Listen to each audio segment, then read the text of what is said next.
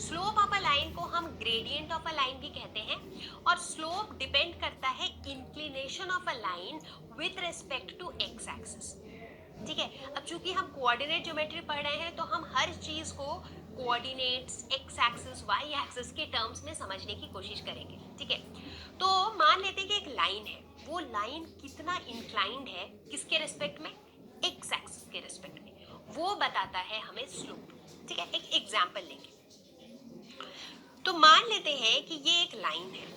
ठीक है, ये जो चीज है ये आपको एक लाइन के जैसे दिख रही होगी। ठीक है, ये एक लाइन है। ठीक है, यहाँ पर अगर हम देखें और मान लेते हैं कि ये क्या है, ये मेरा हॉरिजॉन्टल एक्स एक्सिस है। ठीक है, तो ये जो एंगल है, ये एंगल बताता है कि ये लाइन कितना इंक्लाइंड है with respect to the X axis.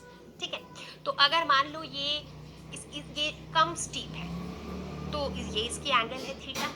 अगर मान लो ये बहुत स्टीप हो तो क्या होगा, जो थीटा है वो भी मेरा चेंज हो रहा है, राइट। तो जैसे जैसे इसकी मैं इंक्लिनेशन चेंज करूंगी वैसे वैसे क्या चेंज होगा, थीटा चेंज होगा। तो बेसिकली ये जो एंगल है, ये लाइन जो एंगल एक्स एक्सिस के साथ बनाता है वो एंगल हमें बताता है इसका इंक्लिनेशन। और हमें स्लोप कौन बताता है, tan थीटा।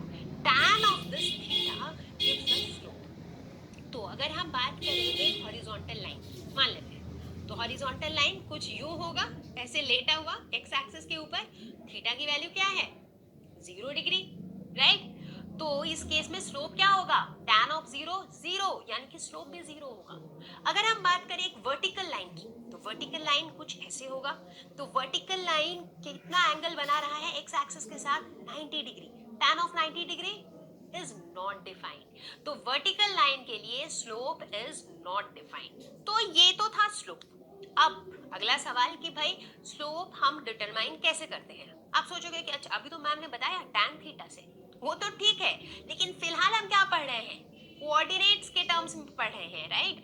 तो अगर मान लो आपके पास एक लाइन दी हुई हो और बता दिया गया हो कि भाई ये लाइन जो है वो इन दो पॉइंट्स के थ्रू पास हो रही है या इन दो पॉइंट्स को ज्वाइन कर रही है और उन दोनों पॉइंट्स का आपके पास कोऑर्डिनेट्स दिया हुआ है और पूछा जाए कि भाई इस लाइन का स्लोप निकालो, अब क्या करोगे, क्योंकि थीटा तो दिया हुआ ही नहीं है। मान लेते हैं कि हमारे पास एक लाइन है जो दो पॉइंट से पास हो रहा है जिनके कोऑर्डिनेट्स हैं x1 y1 and x2 y2। तो इस लाइन का स्लोप जो है जिसे हम डिनोट करते हैं स्मॉल m से, is given by y2 minus y1 divided by x2 minus x1।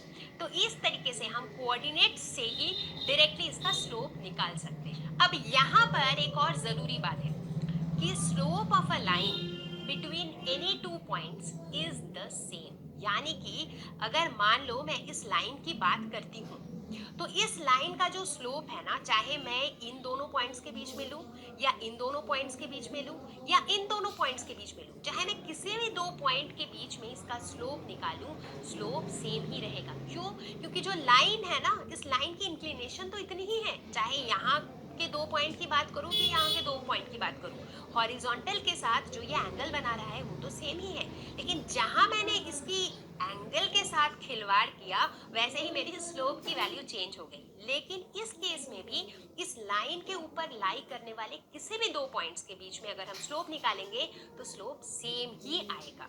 अब बात करते हैं पैरेलल